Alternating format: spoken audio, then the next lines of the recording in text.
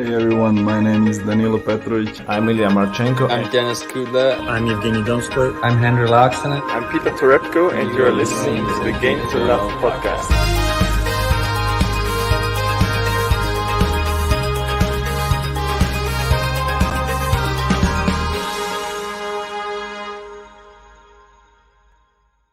Hey, welcome back, tennis fans. Here we go with another podcast. This one just announcing, really, Naomi Osaka has gone out of the Olympics in quite dismal fashion as well. I know there was a few people who were sort of commenting in our live chat previously and on some of our posts saying that they didn't think she would even make it past about the second or third round. I think they were right.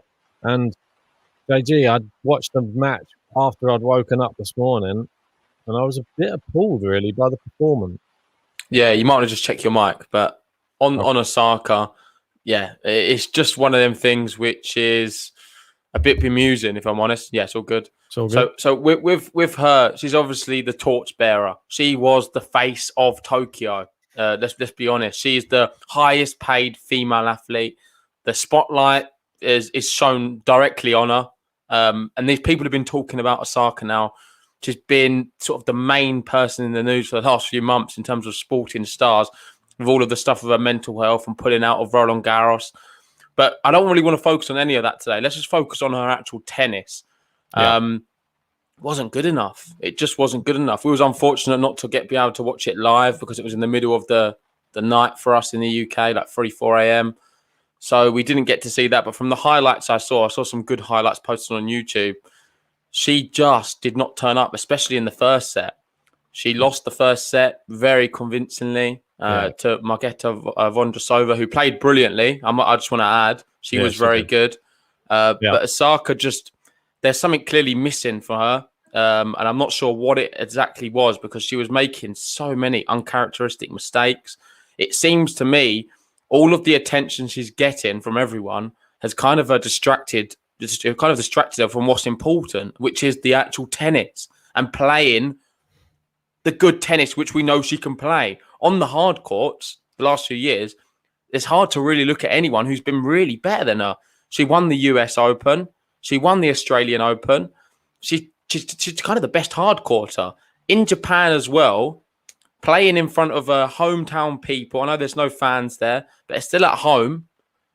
In an Olympics, you'd expect a lot more from her, I must admit. And the fashion, the way she lost, not even taking a set, the way in the second set she was up a break, for me, it's one of them ones where you have to call it out as a very poor day in the office for her.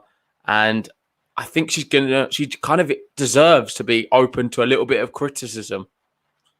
Definitely, mate. She should be open to a lot of criticism after that performance.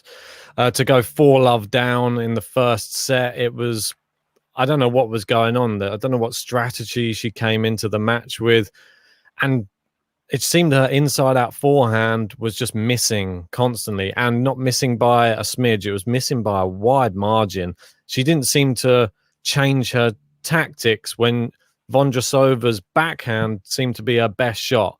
It seemed to be hitting the mark nearly every time and forcing errors. She just ended up, instead of playing it to the forehand, she kept going back to the backhand. And Vondrousova's backhand looked amazing today. It looks like the Vondrousova we're used to seeing. I know that some people are saying there, like Gene just saying in the chat, they're saying Vondrousova's tansy. She's just been really injured the last few years. She is. More so on the clay courts, I think we're used to seeing her on. Yeah. But I think she looked really good today, but it was sort of helped along by Osaka. I'm not sure what the unforced error count was. Let me just see if I can bring that one up. 32 unforced errors from Naomi Osaka today and only 15 winners. Tells the story. And when she was up a break, like you said, she just sort of lost 3 games in a row. It's more of a concentration thing for me. I didn't see enough fire, especially being up the break. You need to be, as a champion, which now she is. She's a multiple Grand Slam champion. She's not world number 1, but world number 2. Well up there as well with that. You've got to do a little bit more at holding the lead. You're now known as a champion, and we've watched both. We've both watched parts of the Netflix documentary. I'm still trying to finish that. We will be doing a podcast about our reaction to that, and it's not all that positive, if I'm honest. But let's try and steer away from that. Regardless of that, the only one thing I will do want to mention on that before I do steer away from it is the fact that she was saying how now there's a lot more pressure on her because she's got to be a champion. And that champion mentality is one of the hardest things to be able to achieve, where you're now expected to win. You're not going in as an underdog. There's no two ways about it. She was the favourite for this tournament before it started. I know you were saying Barty. For me, there was only one favourite. It was Osaka. The pressure got to her. She couldn't handle it. You'd expect her to do better in them conditions, being at home. Was nowhere near as good as what we expected. And as a champion, I think you need to play a confident brand of tennis. You can't play within yourself. You've got to play aggressive, and that's where she's best. She spoke on the Netflix thing about how she used to be more of a counter puncher. That's not really the case anymore. In recent years, she doesn't really play like that. She is more of the aggressor, the one trying to pose the questions to the opponent. Didn't do that at all. And from what I saw, when it hit the business end, so 4-all in the second set, you can go on to the second set because you can see this bit here. So there's this 5-4 to allow Vondrousova to go 5-4 up. I think it was 3 unforced errors from Osaka, and they were terrible unforced errors. Yeah. They were missing. She didn't look. It was one of them sort of complacent one. I think the 40-love one just to end the game, there was just no desire in it. It was like, oh, I've lost this game now. She just completely gave up on it. I didn't like her attitude. It kind of sucked. Couldn't handle the pressure. Weak performance for her. And I don't know. Could this be the start of more poor performances? I actually think so. Mate, I was really disappointed, especially when you see in these crunch games as well, like these long juices. She has the opportunity multiple times to get it done, and it was still going back to juice again. And eventually, Vondrousova got the break back there to make it 2 games all. And then, like you see, the same thing happened again. A long juice again. And she ended up losing. And she looked more physically tired than Vondrousova on the court. It seemed that the conditions, even though she's from Japan, I don't know if she's accustomed to. Is she, though? Not really. She's more American in my eyes. I know she's lived there since she was 2 years old. So she's probably not even in Japan too much herself. I think she's still got family there, so she probably goes every now and then. But ultimately, she's lived in America. That's from what I've seen. So I don't know if we can read too much into that. Probably it would have been very even for both of them. But you'd expect just being home, the feeling of being home in a place where there's a lot of expectation. Obviously, she lit the cauldron at the start of the Olympics. She was the main face of it. I just expect a little bit more fire from her, a little bit more desire, like we saw at the Australian Open in the I forget what round it was, maybe quarterfinals was it, against Muguruza, that important match where she was able to win that. She was 5-3 down in the final set and fought back, and she showed some real grit and determination. I think she even saved match point, didn't she, against she did. Muguruza? Where was that? Where was that today? Because it was a similar scenario at 4-all where she could have really stepped on the gas and, you know what, I'm going to command this. I am world number 2. I am the highest paid athlete in the world, female athlete, and I'm someone who can take this Olympics to the players. I can make a name of myself here and win this event. Crumbled, didn't handle it whatsoever, and that 4-all from onwards was really poor from her. Yeah, totally agree. I'm just having a look through some of the first set statistics because I'm sure you can see the first set was not a good one for a breadstick served up by Vondrousova, and you see some of the statistics here from it. Second serve points won 11%, which is awful, quite frankly. Return points won. Look, you look at 14%, 13%. For someone who's such a hard-hitting, hard-court player, those numbers are awful. And as you can see there, the story of that first set, 14 unforced errors to only 4 from Vondrousova, who we do have to heap some praise on as well, because she did play a very good couple of sets of tennis. Oh, but first set, she was amazing. She really was.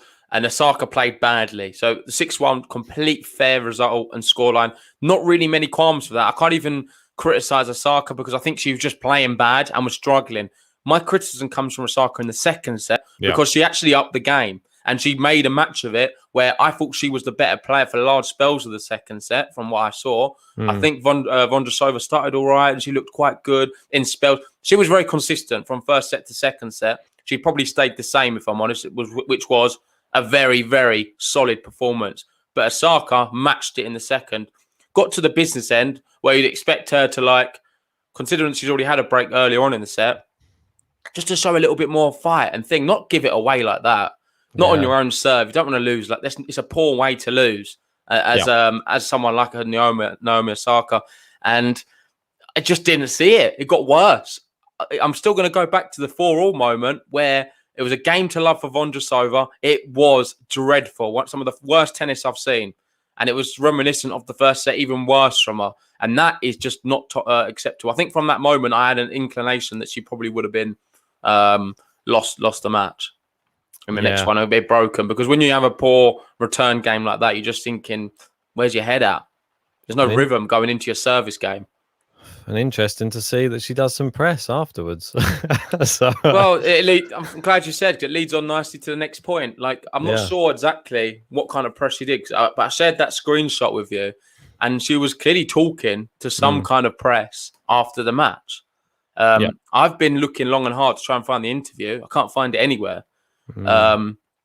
Just find it a bit bemusing. Like, why all of a sudden she's doing some press? I thought the stance was no press. And the whole point was, in the Olympics, they was never going to press her to do the press. That's why she accepted to enter and be here. So, bit strange. Maybe it was only a few words and it wasn't too much and it was on her own terms. Maybe. But then if you start doing a little bit of press, just when you feel like it or when you don't, that's even worse. I like the stance of do it or don't do it. Like, if she wanted to make the stance for her mental health not to do any press, that's fine. Don't do it. I respect that. Clearly, we don't know how you're feeling about certain things, so don't do any press. But don't all of a sudden be like, oh, yeah, well, I'm going to do the odd bit here and there. Like, when I don't know, it doesn't really sit right with me. You've got to be one or the other. You can't be, I'll do press on hard courts and I won't do press on clay or grass. That's what it comes across like, though. I'll do it on the surface. Well, at least it wasn't. She only does it when she wins because she lost and she still did it. Yeah, that would have been even worse.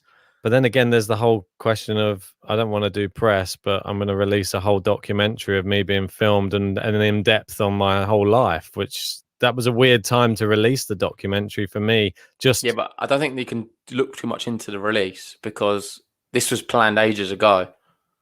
Yeah, it wasn't just like a new discovery. Oh, it's just a weird. It's been filmed for ages. It's a weird way that it just linked up at that time where she didn't want to be in the spotlight, and then suddenly she puts out a documentary to become in the spotlight. So yeah, it all ties in. Well, maybe I think we should definitely do a podcast on this to talk about it because there's a lot of in-depth debates. The aim is we'll be as respectful as we can with everything, but it's a difficult topic which we would like to challenge, and I think. Doing what we do, it's a good opportunity to be able to challenge it. And we'll do it in the most respectful way, like I said, but there's plenty to talk about with it. And I'm interested to gauge your opinion because I know we've sort of refrained from talking too much with each other about it because it's better to save it for the podcast because everything we do is quite natural and spontaneous. So it's better to do it on here rather than do it before. So I'm interested to see what you've got to say on it. Well, mate, like I said, I told you I've watched a couple of episodes. I'll try and finish the whole thing off before we do our review of the documentary. But yeah, you've touched on a couple of bits there, like when they were going back to like some of her past matches when she was just growing up in the sport and how she's changed her game and stuff. So there is some interesting bits in there, but we'll save it for a fresh one and we'll give you a full breakdown of our thoughts in an actual podcast because I think it deserves it. She's put a lot of effort into doing it, so we should put some effort into giving it its due. Yeah, we got our rest saying here she smiled at the net and her expression was not too disappointed. Whether you can read too much into that, sometimes a smile can mask a lot of how a person is feeling. I wouldn't look too much into it. Yeah. But I did get the impression, this is just me, not even from the smile and stuff, that it was a bit blasé. At 4-all, I know I've said the same thing about so many times, but she just didn't look It's like an exhibition, I thought. It wasn't very much of a grit and determination of, you know what, I'm going to keep in this point. I'm going to be disappointed if I lose one. It was very much like, yeah, this is not going the way I wanted to, and just kind of a bit wild on shots. She was missing some of the unforced errors into the net, or the ones which were long, weren't close. Do you know what I mean? They weren't just like missing the lines. They were quite wayward. Yeah, she was just misfiring. And you can say, oh, maybe he's just having a bad day. Nothing wrong with that. I can totally understand. Every player can have a bad day. It just seemed a little bit more than a bad day, because it seemed to me like there wasn't enough fight and determination from her when it really mattered. And it wasn't a good look. It really wasn't. And it's not a good look for the women's game in general and this whole Olympics, personally. First time since, I forget the exact date now, but the first three, number 1, 2, and 3, are out of the Olympics and not made the quarterfinal. Someone tweeted it out earlier. I forget the exact date, but it's been a long time since number 1, 2, and 3 have not made the quarterfinal. We've seen loads of other shock exits as well. I know Ashley Barty's the main one and Sabalenka, but there's plenty of others as well. And this anyone's Olympics, really, for the women. I don't know who could win it. It could be, you take your pick. I know Krejcikova lost out. She went out as well. But potentially, we could be looking at her in Vondrousova. Muguruza, maybe. Yeah, Vondrousova, maybe. Svitolina. There's lots of Rybakina, Georgie. Yeah, I mean, it's a real pick'em. I was going to say, it's a sort of, are we going to enter a catch-22 situation for Osaka here? Because arguably she's played her best tennis in front of the biggest crowds. And now there's been no crowd, and arguably one of the worst matches I've seen her play in ages. No, I disagree with that. US Open, there was no crowd whatsoever. Australian Open, there was hardly any crowd. She won 2 Grand Slams with no one there. Yeah, fair point. But so it's like since she's spoken out about it, though, it seems to be more other things going on. But I know what you're trying to allude to. But like, it's not even that. It's not even that for me. I wonder what it is. You'd think she'd do better without the crowd. She's clearly got social anxiety. It doesn't like being around so many people. Seemed like an exhibition style performance today, not like I want to win the Olympics. It was her attitude. It was her attitude. And this is a good point from Almina. I'm going to bring this up because it's important to talk about it. Do you guys think a lot of these upsets are because the players just don't care about the Olympics? Yeah, I think you're right. I think that there is a part of that you're not. It's not even for ranking points. There's nothing really driving them other than a gold medal, which a lot of them probably, I don't think they'd value it as high as a Grand Slam. So, well, they wouldn't value it as high as a Grand Slam for sure. Andy Murray did. But they still would value it super high. And I don't know if I agree with that as much as you do. Even for me, Osaka, playing in Tokyo, you've just held the cauldron, lit it the first time, been the main face of the whole Olympics, the person who a lot of Japanese fans and people across the world, not even just Japanese people, everyone, eyes on the sport. I'm guaranteed there's people in the UK waking up early in the morning to watch Naomi Osaka play live because they wanted to see how she got on in Tokyo in the Olympics. And for her, she must have had a lot of pride being the torchbearer for her country to be able to do that. So I don't even know how she can't say, surely she cares. Surely she cares. Because if you don't care, you've got to question someone. I generally, I'm not saying she don't care. I think she definitely does care. And that's why I dismiss what I said a little bit, because I think she definitely does care. I think maybe someone like an Ashley Barty probably doesn't care as much. You could probably attribute a bit to that. I think Sabalenka, why doesn't she care? If she doesn't care, I'd have to question her attitude as a sports star, because what's she won? I know she's won all of the other WTA titles, all the small ones, but how's she done in Grand Slams? Not very well at all. So this would be bigger than a lot of the other things she's ever won in her career. So why doesn't she care? That's the question I would ask. I know. If anyone doesn't care who's not won loads of things, then I'd question, why don't you care? There's something not right with you. There seems to be an element of that. I think that there's a few of the bigger players on the men's side seem to really be into it. Obviously, Djokovic being one of them. I think you're seeing the similar from, I think Medvedev, he definitely is into it. As Coco says here, though, I think many of the players at Tokyo do care about winning. Otherwise, why would they not attend? That's a good point. So if they don't care, why are they there then?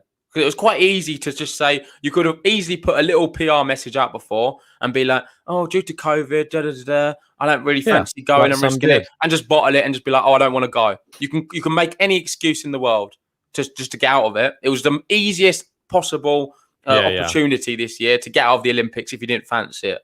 Definitely.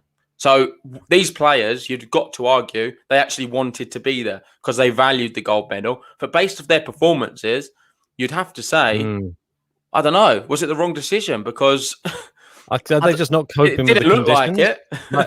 Because some of them, it just looks like the conditions are really, they're not favourable to them, and they're struggling in the heat. And I thought Osaka looked notably tired today. She looked like she was a bit more exhausted. Vondrousova looked fresh or fit as a fiddle down the other end of the court and looked like she could have played another 2 sets. Whereas Osaka, you saw her sort of moping around the baseline, and there didn't seem to be another gear to go into to be able to have even forced Vondrousova off the court today. So I don't know what it was. Maybe the conditions affecting players. I'm not sure. It's hard to, without them saying. I know Medvedev came out and said that they're horrible conditions to play in because it's so hot. And I know that a few players tried to get the matches moved backwards. Is that right? Or forwards? Well, Djokovic and Medvedev, they're big advocates to try and change the time of the matches to suit the conditions. Later. Yeah. Yeah. I mean, well, I understand it. I think because if it's that humid and that hot, it's got to be pretty brutal to be playing, especially some of those matches. They go on for 3+ hours in these 3-set matches, like we saw earlier today with Sakari and Svitolina. Was that right? So, yeah, but honestly, would you say that you think a lot of players don't care? Because I don't buy into that. They don't care. I just think that they're not showing that they care from their performances, and maybe when they step onto the court, maybe the conditions are a lot worse than what they probably thought they were going to be. And they're struggling. I think some of the players, I don't think they're used to those conditions or maybe those courts, and some have adjusted a lot better than others. Liam Brody being one of them. It's knocked out Hubert. I think with tennis, it's difficult to prepare because you don't have much time. All the other disciplines, let's think about them. They've got 3-4 years to practice for the pinnacle of what their career is. With tennis players, they play up until the few weeks before the Olympics in big tournaments at Wimbledon, say, or other events. What's going on where there's not much time between the big events to be able to then focus on the next challenge and get ready for the hard courts. So I would attribute a little bit to that, to the fact that it's difficult to get ready up to the conditions. Some players are able to do it a little bit better than others, which makes it a little bit more of a lottery. So at the Olympics, anyone can really win to a level. I think it can be on the day decided, whereas other tournaments with a bit more preparation and different things, you'd expect to the big seeds to be going later and deep into the tournaments. But the one thing about the Osaka thing today is I was disappointed with the way she played in the first set. I thought it was bad, but she had a bit of an off period. I'm not really criticising her for that. But the second set, the business end, lacked a bit of integrity and her attitude was off. Yeah, it didn't seem like there was, like you said, just to go lose. I didn't see much about Barty, but that didn't look like a very good performance from her. I think Sabalenka, I think that is a really poor one as well. I think Barty you can forgive a little bit just because she just won Wimbledon. She just played a whole Grand Slam and she was carrying injuries probably into Wimbledon from the French Open as well. So we were surprised to see her go so far and do so well and not be struggling with any injuries. She might be carrying something, you don't know. And that might be the same with some of these other players who have gone out. They might be carrying injury and just thought, I'll risk it. Might be able to get a medal here. Because some of the other players might not be up for it. But they went, didn't work. Ultimately, on the men's, a little bit more consistent, would you say, with you got the main sort of 4 there. It could be the semi-finals. You got Djokovic at the top. Then you got Zverev, Tsitsipas, and at the bottom, Daniil Medvedev. All 4 of them are still in. They're all on a crash course to sort of join each other in the semi-finals. There's some good players who could upset that. But this is why I talk about sort of an attitude, because compare, say, Djokovic to an Osaka. I know it's very, very harsh because one's a multiple Grand Slam champion, the other not done it as many times, but they're still both champions and still, you would argue, the top of the sport on both the WTA and the ATP tour. I know you could say Ashley Barty is, but in terms of Osaka and the brand and what she's done, she's still probably the more recognised tennis player. If you was to go around globally, people would recognise her, say, over an Ashley Barty. Look at the way they both approach this tournament. It's polar opposites. Djokovic is the model professional. He's got the right attitude for it, and you can see the difference in the results. The way he sort of broke Struff right at the end of that set, just showing his experience, showing his champion spirit. Osaka's wasn't there. You've got to sometimes question when there's so much going on outside of the sport as well. I think you sort of alluded to it earlier on in the pod, and you have to worry with somebody with a fragile mental framework like she's saying that she has, to have so much pressure, so much attention, everything like that, and all of the other stuff that goes on, all the sponsorship stuff that she has to do, all of these other engagements that she is, and lighting the torch, like she is the face of the Olympics. All of this stuff all adds pressure. And does she have the sort of shoulders to carry it though? That's the main thing. Doesn't look like it. It doesn't look like. I think I generally think. I know we want to save it for another podcast. I don't have Osaka. It's been one of my favourite players last few years. There's no secret in hiding it. I've loved her personality. I talk about her a lot to you as well off stream. She's someone who I think brought so many great things to the sport. The recent stuff, what I've seen, and the way things are going with the lack of doing the press and stuff, I see a weakness there, which maybe is completely out of her control, but ultimately it seems to be sort of going onto the court now. And I think it potentially could affect her in the next few years. I don't want to say it now, but I'm not sure if we're going to see her at the top of the game for the next few years, is what many people would have anticipated she would do, unless she can find a way to overcome these mental demons. And I say this with a lot of sadness as well, because I'm not blaming her for any of this, but the truth of the matter is she's suffering a little bit mentally right now, or a lot mentally, however much she thinks, and it's impacting her tennis. I generally believe that it's definitely impacting her tennis. And ultimately, if you've got these mental issues, then you're going to struggle to compete at the top level. And now she's in the spotlight and she's the one where everyone's looking to beat. It's only going to get harder and harder every year. And I'm not sure if she physically can maintain it and keep up with it, or not even physically, mentally do it. Exactly I think we're going to see a decline of her.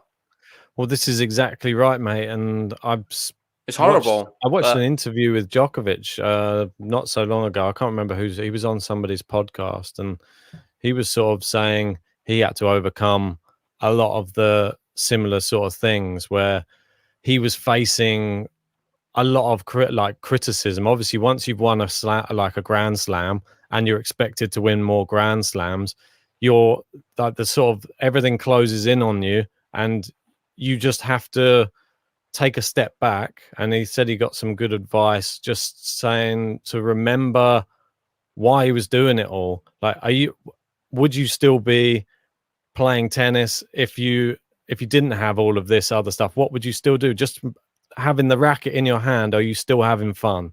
And would you still be out there on a tennis court hitting a tennis ball if there wasn't all this pressure on? And that got him back into like a zone of winning again, because it's just all of it. It's just noise. He said there's just noise everywhere, and you have to somehow zone out of it all. Like it's very difficult to do. Imagine how many, wherever you go, there's always going to be noise from now on, all in your life. Well, it's the famous saying, mate, in sport: getting to the top's not the hardest thing; it's staying there. Yeah, exactly. You can say in every single discipline, every single thing. I know you like a lot of UFC. You'd have to say Conor McGregor, in terms of what he was building, he was very much at the top at one stage. Yeah. May not necessarily been the best fighter, but he was at the top of the sport.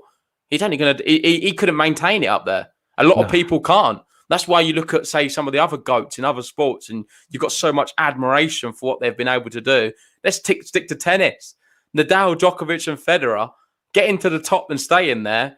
It's just nothing short of incredible. We say the same things all the time. What them three have done, they go down in history as three of the greatest sportsmen ever. Yeah, like Serena Not could throw tennis. her in as well. Yeah, just staying there, getting to the top and staying there is the hardest thing ever. In football, what Messi and Ronaldo's done more than anyone, if I'm honest, he's played in so many different leagues. He's got to the top and he's still staying there, and he's still one of the best at whatever age he is now. It's just unbelievable. Hard work, dedication. It's something special. I'm not sure if Osaka has their minerals. So she's definitely an incredible athlete. No doubts about it. One of my favourite athletes on hard courts. Best player in the world on hard courts. That can affect. Definitely. But for her staying there, I'm not sure if she's got the minerals to stay there. Well, they say it's a lot harder to get up and go running at 5 a.m. when you're sleeping in silk sheets, isn't that the saying? But it could be the same across all sports. It's harder to get up for going and do it when you feel that you've already achieved a lot of your goals in your career. And that's what makes the other people who have got those 20 Grand Slams or plus that much more impressive, that you're still able to keep doing it. And still having the drive to keep doing it. I think there's a lot of players who get to the top, they retire. They've done everything they wanted to do. Their game's not to stay there. Well, my personal opinion would be if Serena Williams was to retire, she should become Naomi Osaka's coach. I think that would be an amazing pairing, because that might give her the mental fortitude to actually go on and do well. And I think that she needs someone like that with a winner's mindset, who's had to deal with so much in her career, to take her to the next level mentally. I think that's all it is, though. She has to hope that Coco Gauff doesn't snap her up, though. So I'm sure there'd be a little bit of a fight for someone of Serena's caliber being in your corner. I think this is deeper than that, though, mate. This is not just a mentality in terms of sport. This is more of a human thing. She struggles with social anxiety in all walks of life. I'm sure she's not really someone. It's more of her personality rather than her sort of tennis mental toughness, because her tennis mental toughness has not really been in much question, if I'm honest, Reece, ever. She's always been a different player when she steps out on court. She's a warrior. But off court, she's a bit more, you know what I mean? Like a bit more subtle and just all nice and fairy and all of that. But on the court, a complete gladiator. Like no one can really stop her. I question her drive to stay at the top. That's all. And I'm not sure. That's what I'm saying, the extra level. I personally see her being a bit of a yo-yo player now. Next few years, she could drop down to maybe, say, 20, 30 in the world and then win a Grand Slam or something like that. Well, that's what I'm saying. Go under the radar for a few years. I think that's personally the route she's going to take. I could be completely wrong here. There's not many people who share my opinion, probably not even yourself, but I'm just making a statement. I think that you're right, but that's why I think that she needs somebody who has been there, done it, got the T-shirt, and they can take her to that next level. Because if she can't do it on her own, she just needs a good team around her. We've got Miller out there saying maybe Serena would have a conflict of interest there. She's not going to want Osaka to catch her, is she? Well, maybe not, but if she could go down, like we were talking about with coaches in sport and how tennis coaches aren't really viewed in the same way as like football coaches. Maybe we will get to the stage where they are, and maybe you will get to the stage where someone like a Serena is revered for being a coach, even more so than she was as a player. Like maybe she takes multiple players to Grand Slam championships, and she's the secret recipe, or secret ingredient rather, to the recipe for winning Grand Slams. She has it. She knows how to do it. Yeah, agreed. I just want to give a shout out to the super chat here from Manoj. Appreciate that, mate. Saying those who sweat blood and tears deserve to win, not those busy with makeup, rooms, photoshops, and documentaries. I can see I understand your set, what you're trying to say, but I think it is slightly harsh to say that I think you can do a combination of both, as long as you're still producing stuff on the court. Who's to say what people do in their own time? I don't see much wrong with any of the photoshops or the documentaries or anything like that. I judge a tennis player on the court. I think for her on the court at the moment, she's going for a bit of a rough patch. She certainly can come back. I still think she's the best hard court player in the world. But for me, if things don't pick itself up soon, it's just the Olympics. Let's see US Open. I think the US Open is going to be a great test. If she is to enter, I'm not sure what's going to happen, whether the tournament's going to allow her to go there if she's not too impressed, or you've got all of that. It's like what's it called? Uncannon of worms. What's it? What's the saying?